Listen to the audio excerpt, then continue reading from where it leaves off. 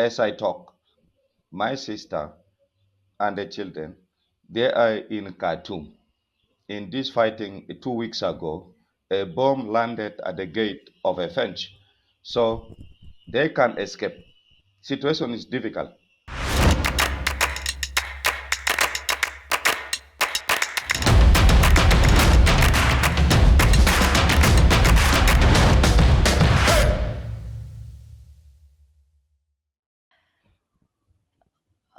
Amoko Ben, first of all, thank you very, very much for talking to Strat News Global and appearing on Global Compass. It's my pleasure also to get in touch with you people today. So let us, talk about the ongoing crisis in Sudan. In fact, it is being termed as one of the worst, the severest humanitarian crisis of the 21st century. Millions and millions of people have been displaced. So, first, let's start this interaction with whatever information you have and you can give us on what exactly is the ground situation in Sudan right now. The situation in Sudan, indeed, it's very difficult. Millions and every day people are dying, but less is being reported. As I'm talking to you, I'm at the border between Uganda and South Sudan, Nimole. Every day, you see two buses carrying people to refugee camps. When you compare that in a week, a bus carrying more than 64, two buses daily, women and children, including men, are fleeing conflict. Secondly, at the airport, Juba International Airport, because that's the only airport official international, you see every day people are fleeing, entering Juba to Uganda. The situation is difficult, not only for women, but for entire human being. So, in this entire power struggle between the Rapid Support Forces, the RSF, and the Sudanese Armed Forces, the SAF, it is the common man, the people who are getting caught in the middle. So, this situation, this struggle has been going on for several years now. Can you give us an update on that, the struggle between RSF and SAF?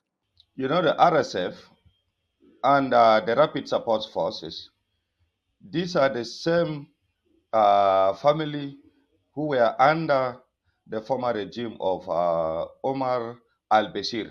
But when they overthrew him, they were cooperating. But likely, the RSF, under the regime of General Burhan, wanted to take full control. I hope they went out of the agreement they signed, how to manage the regime after the overthrow.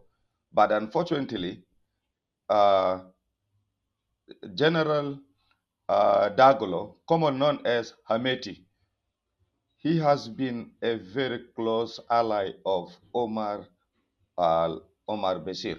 Then Omar al-Bashir has been using him as his son. That's why he got all the powers, he got the resources, he got everything. That's why up to now, RSF could not manage to, Sudan Armed Forces could not manage to defeat him. In one of the discussions and in one of the statements issued by their political advisor, they said they are prepared to fight this war for 20 years without buying ammunition. So, which means they have been planning. The situation is so grave. Like we have received reports that 8 million people have been displaced, and you're saying every day there are buses after buses of women, children, and men, fleeing the country. Such a huge crisis. Do you think this issue is getting enough international attention? The challenge now is that Sudan has been for years under sanction.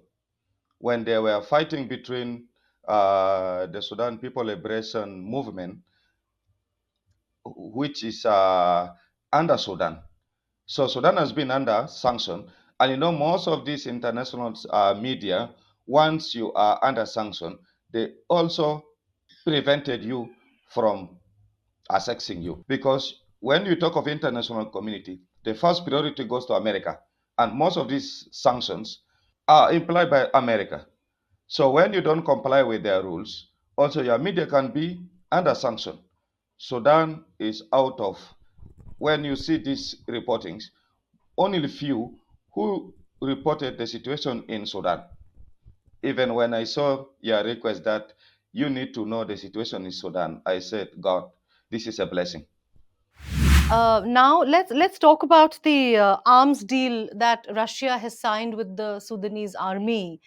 Uh, so how do you think that is going to pan out?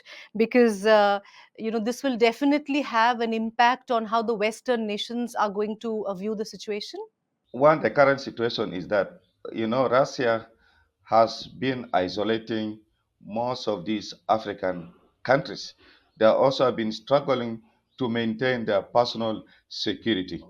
Secondly, the person who signed the deal between Russia and Sudan Armed Forces is General Malek Agar. He was also commanding an armed forces against the regime. As we talk now, he is in the government, but his army are not in the government. Now, today he will say he signed arm deal, but what is the context behind? You doesn't know. Thirdly, those for those arm deals, when they are to bring arms, where will it come? Those mercenaries, the neighbors are undecided. If it need to come to South Sudan, which route will they use? Most of the borders between Sudan and South Sudan is commanded and controlled by uh, rapid support forces. Any support in terms of entering ammunition to Sudan will be as a betrayal to uh, to the forces of Dagolo, the paramilitary. And up to now, South Sudan is undecided on who to support. Central African Republic is undecided. Egypt is undecided. Ethiopia is undecided. And now Khartoum International Airport is controlled. Now, after the fighting in Al Fashir, which means next is Port Sudan. So the situation is difficult.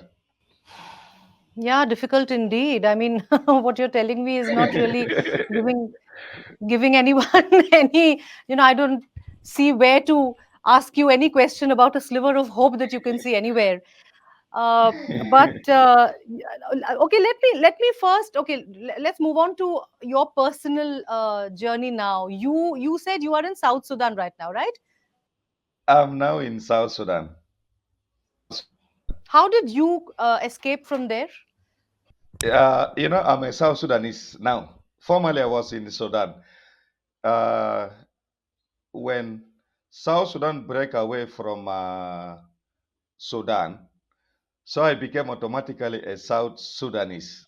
So as you're interviewing me as a South Sudanese.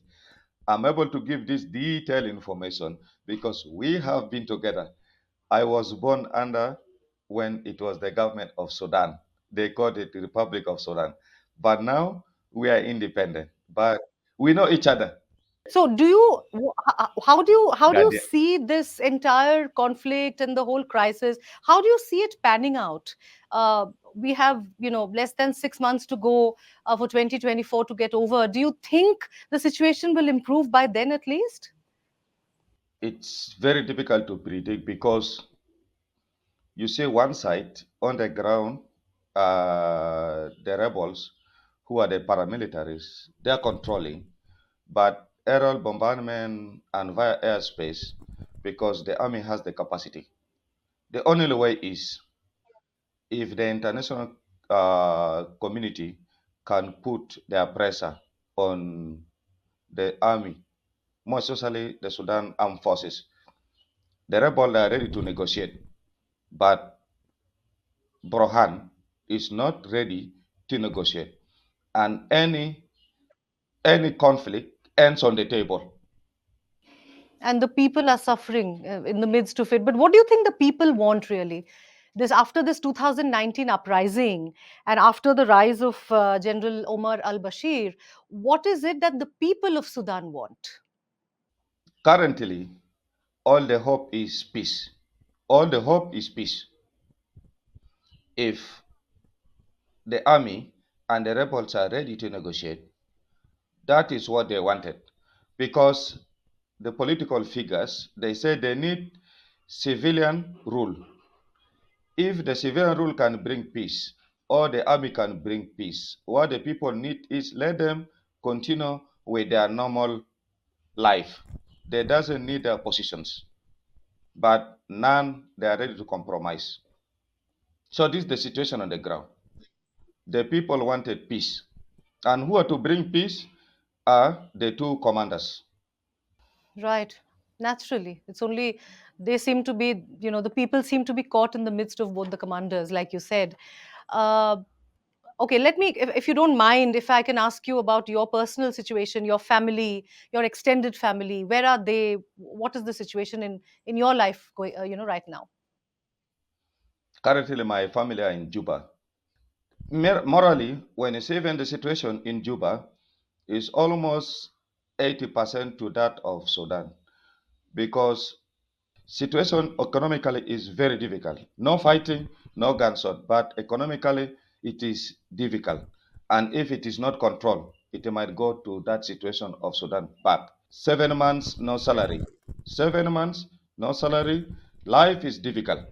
As I talk, my sister and the children, they are in Khartoum.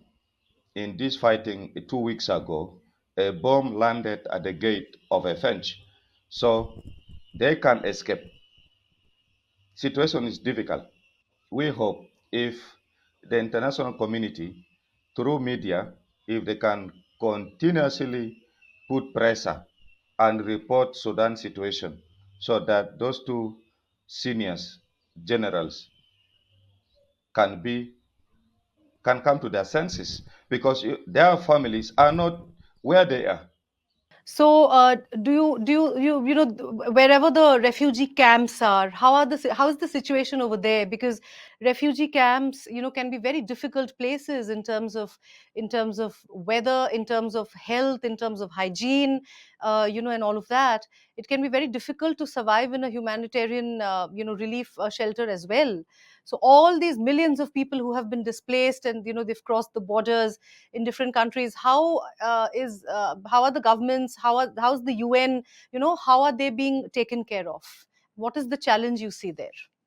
When you rely on relief is not enough. Even if on daily basis you are given 50 kg of wheat flour or maize flour, it is not enough because you don't produce. But if you get little from your own, you feel happy. With this relief, anytime they can cut it off. And with the ongoing situation of climate change, COVID, people are coming back from COVID situation. You doesn't know anything can happen. And as personal as Amoko, I don't advise people to survive on relief. Yes, I'm sure all those who are watching this and the international community is hoping for the best, that some semblance of peace comes back to the country, and there are negotiations held, and things go back to normal. Because, like I said at the beginning, one of the worst humanitarian crises of this century. Thank you very much, Amoko Ben, for taking out the time to talk to us.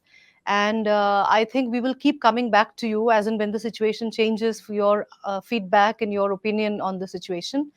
And I'm very grateful to you for talking to me. Thank you. Please, thank you.